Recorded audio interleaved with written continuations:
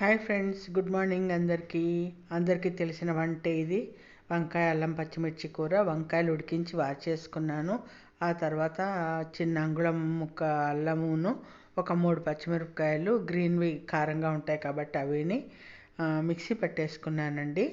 ఆ తర్వాత మూకుడు పెట్టేసేసుకుని నూనె వేసుకుని మినపప్పు, జీలకర్ర, ఎండుమిర్చి వేసేసుకుని అది వేగిన తర్వాత అల్లం పచ్చిమిర్చి పేస్టు, తర్వాత కరివేపాకు కూడా వేసేసి వేయించేసుకున్నాను.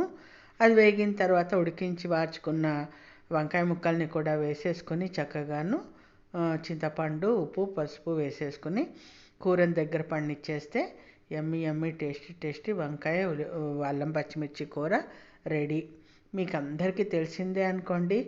చెప్పాను కదా, కొంచెం మీతో టచ్లో ఉండాలని చెప్పి నేను రోజు వండుకునే వంటలు నేను మీకు చూపిస్తున్నాను.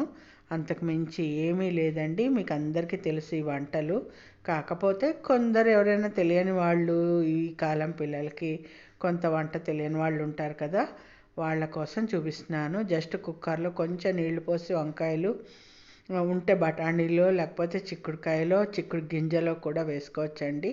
చాలా బాగుంటుంది. ఆ తర్వాత నెక్స్ట్ రెసిపీ ఏంటంటే ఉల్లిపాయ పచ్చడి. ఇది చాలా అద్భుతంగా ఉంటుందండి.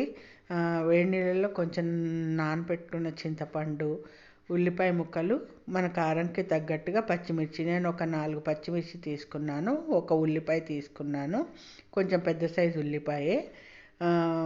దాన్ని నాకు పంచదార అలవాటు కాబట్టి పంచదార వేసాను, చూసారు కదా. పంచదార, ఉప్పు, పసుపు వేసేసి మిక్సీ పట్టేసుకున్నాను. ఆ తర్వాత చక్కగా దాంట్లో పైనుంచి కొంచెం మినపప్పు, ఆవాలు, ఎండుమిర్చి, ఒక్క ఎండుమిర్చి అనమాట, ఎక్కువ అక్కర్లేదు, ఒక్క ఎండుమిర్చి పోపు వేయించేసి కలిపేసేసాను అనమాట. యమ్మీ టేస్టీగా ఉంటుందండి. చాలా బాగుంటుంది. అన్నంలో నూనె వేసుకొని కనుక తింటే అద్భుతంగా ఉంటుంది. ఎప్పుడైనా ట్రై చేయకపోతే మాత్రం ఉల్లిపాయ పచ్చడి అస్సలు మిస్ అవ్వకండి. చాలా బాగుంటుంది. చాలా సింపుల్. మీకేం వేయించే పని కూడా లేదు. అన్నీ పచ్చివే. ఓన్లీ కావాలంటే పోపు పెట్టుకోవచ్చు పైనుంచి, లేకపోతే లేదు. అలాగే పప్పుచారు కూడా పెట్టేశాను.